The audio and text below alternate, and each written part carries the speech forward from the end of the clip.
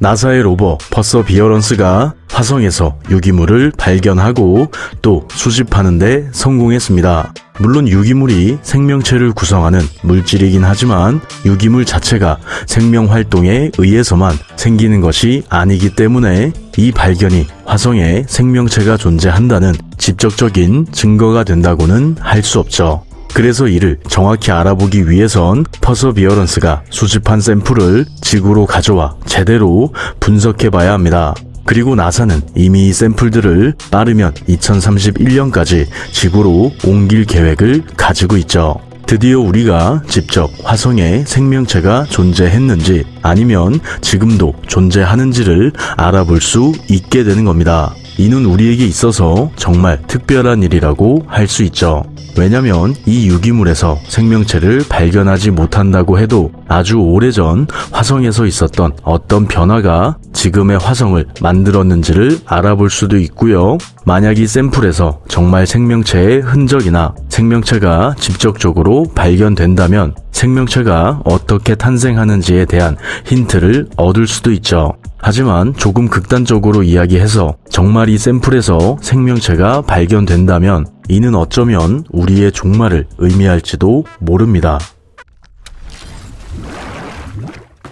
우주의 가장 이상한 점 중 하나는 마치 우주에 우리만 존재하는 것처럼 보인다는 것인데요. 우주의 나이가 약 138억 년이나 되었고 지구에 있는 모든 모래알보다 더 많은 행성이 존재하고 있다면 당연히 외계 문명도 존재해야 하기 때문이죠. 이는 엄청난 모순이라고 할 수 있습니다. 그리고 노벨상을 수상한 페르미도 이와 같은 생각이었죠. 그래서 페르미는 이 모순에 대해 우주에 이렇게 별과 행성이 많다면 외계 문명이 모두 어디 있는가 라는 유명한 말을 남겼습니다. 이 이후로 이 모순, 이 역설을 페르미의 역설이라고 부르게 되었는데 사실 이 부분은 조금 성공하고 볼 일이긴 하죠. 어쨌든 이 역설을 설명하는 과정에서 많은 가설이 등장하게 되죠. 그중 위대한 필터라는 의견이 화성의 생명체 발견에 대한 위험성을 말해주는 가설입니다. 위대한 필터는 이름 그대로 우주의 생명체가 거쳐야 하는 필터가 존재하고 이 중 최소한 하나는 통과할 가능성이 굉장히 낮아야 한다는 가설인데요.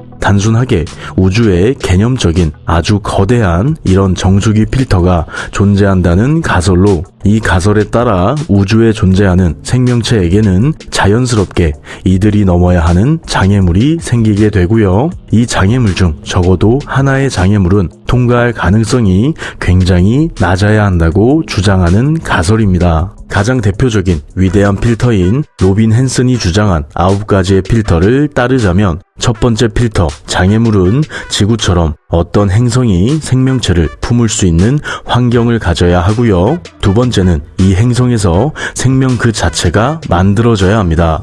그리고 세 번째는 이렇게 태어난 생명체가 DNA와 RNA를 이용해 번식할 수 있어야 하고 네 번째는 이 생명체들이 원핵생물이나 진핵생물로 진화할 수 있어야 하죠. 참고로 원핵생물은 핵막이 없는 생물로 전부 다 단세포 생물로 이루어져 있는데요. 대표적으로는 균들의 대장인 대장균을 예로 들 수 있죠. 이와 반대로 진핵생물은 핵막이 있는 생물을 말합니다. 집신벌레 같은 단순한 생물을 예로 들 수 있죠.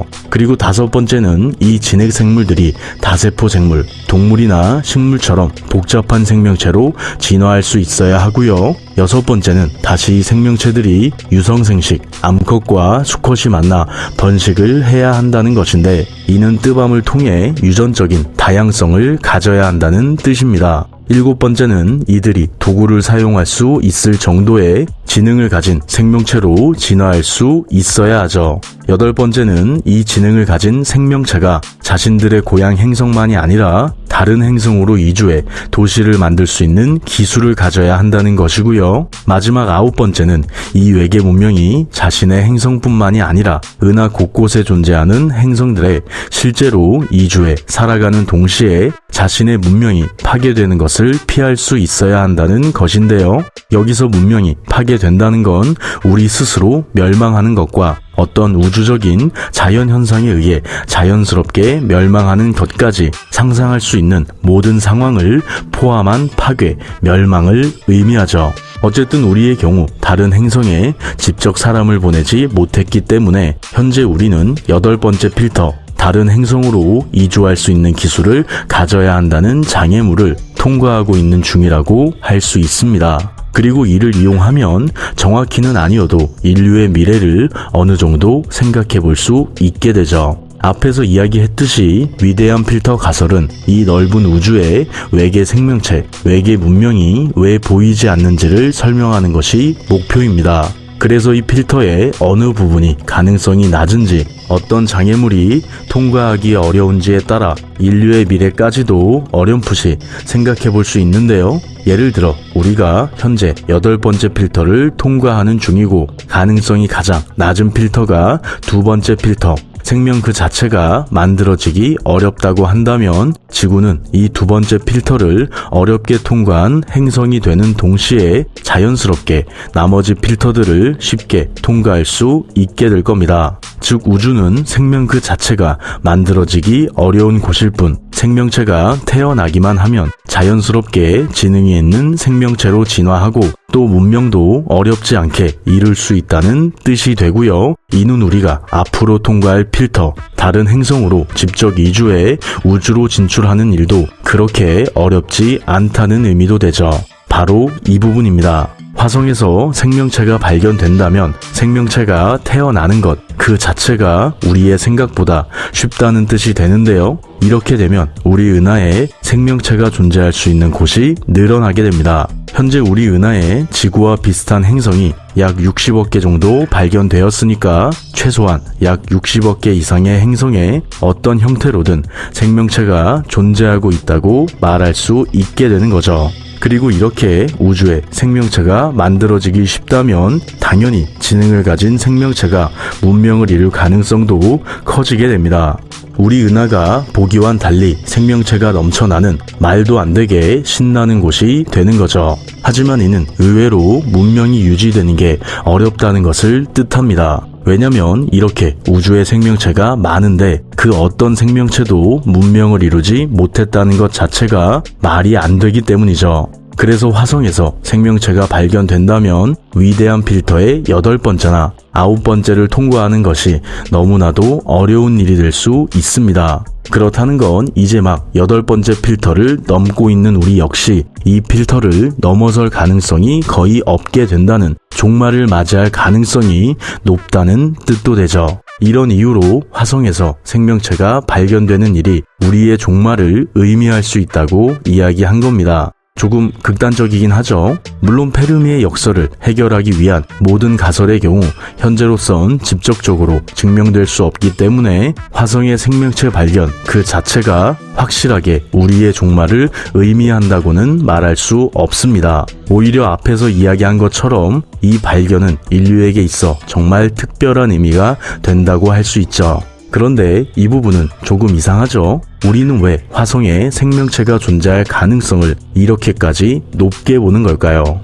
사실 이유는 단순합니다. 아주 오래전 화성이 지구만큼이나 생명체가 살기 좋은 곳이었기 때문이죠. 지금 우리가 보고 있는 건 예제로 크레이터라고 불리는 구덩이로 이 구덩이 근처의 지형들을 자세히 보면 물이 흘렀던 흔적을 발견할 수 있는데요. 실제로 퍼시비어런스의 조사를 통해 이곳이 화성의 호수였다는 사실이 밝혀졌죠. 물론 이것 말고도 마시스라고 불리는 탐사선이 레이더를 이용해 화성의 지하에서 액체 상태의 물을 발견했고 심지어 큐리오시티는 화성에 아주 가끔 생기는 구름을 촬영하는데 성공하기도 했습니다. 이를 통해 아주 오래전 지금으로부터 약 40억 년 전까지만 해도 화성이 지구와 같은 환경을 가지고 있었다는 사실을 알 수 있었죠. 물론 현재의 화성은 예전의 모습과는 달리 생명체가 살기 어려운 환경을 가지고 있습니다. 예를 들어 화성의 대기의 경우 대부분이 이산화탄소로 이루어져 있고요. 이 대기는 지구보다 약 100배 정도 옅은 지구의 약 1% 정도밖에 되지 않을 정도로 대기가 희박하죠. 이로 인해 화성은 지구처럼 열을 유지할 수 없게 되어 표면 온도가 약 마이너스 140에서 20도, 평균적으로 약 마이너스 80도라는 끔찍한 온도를 가지게 되었습니다. 그래서 우리가 만약 화성에 맨몸으로 있게 된다면 약 2분 30초 정도밖에 버티지 못하죠. 물론 이런 온도를 견딜 만큼 두꺼운 옷을 입으면 버틸 수 있지 않을까라고 잠깐 생각하실 수 있는데, 이 부분의 경우 화성의 대기의 대부분이 이산화탄소로 이루어져 있고 이마저도 거의 존재하지 않는다고 할 수 있기 때문에 화성의 온도를 버틸 수 있을 정도로 옷을 껴입는다고 하더라도 우리는 딱 숨을 참을 수 있을 만큼만 버틸 수 있다고 말할 수 있습니다. 하지만 미생물들은 이런 끔찍한 환경 속에서도 생명을 이어나갈 수 있죠.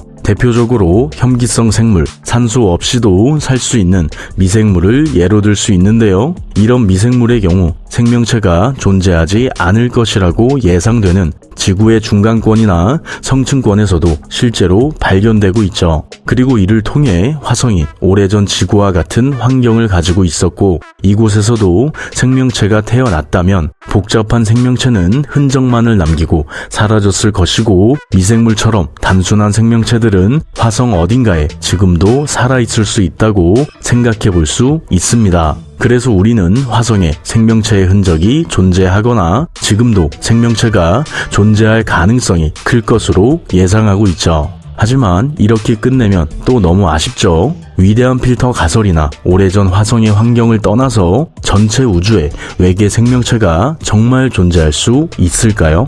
이 부분의 경우 만약에 과학 머릿말에서 이야기한 적이 있습니다. 다들 읽어보셨겠지만 우리 은하에 약 2천억에서 4천억 개의 별이 존재한다는 사실을 이용해 우주 전체에 있는 별의 개수를 추정해보면 총 600개 개 이상의 별이 우주에 존재할 수 있다는 걸 알 수 있는데요. 이 별들이 최소 2개씩 행성을 가지고 있다면 우주 전체에 있는 행성의 개수는 총 1200개 개 이상이 될 것으로 예상해 볼 수 있죠. 그리고 이 숫자는 우리가 상상할 수 없을 정도로 정말 거대한 숫자입니다.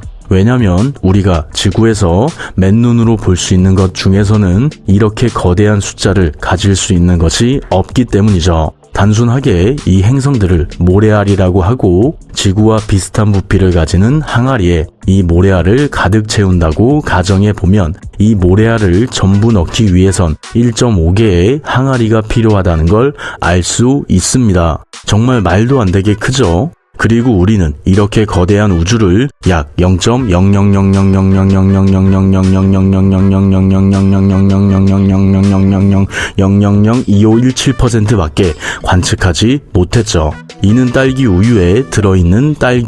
0.000000000000000000000000000000000000000000000000000000000000000000000000000000000000000000000000000000000000000000000000000000000000000000000000000000000000000000000000000000000000000000000000000000000000000000000000000000000000000000000000000000000000000 우주가 무려 2423만 배 정도 더 작은 숫자입니다. 이렇듯 우주는 우리의 상상을 뛰어넘을 정도로 거대하고 우리가 관측한 우주는 개미 눈물 속에 존재하는 물 분자보다 더 작은 부분이라고 할 수 있죠. 그래서 이렇게 거대한 우주에 오직 지구에만 생명체가 존재한다고 주장하는 건 우주 자체를 무시하는, 수학 그 자체를 무시하는 일이라고도 할 수 있습니다. 즉 우주엔 외계 생명체가 분명히 존재한다고 말할 수 있다는 거죠.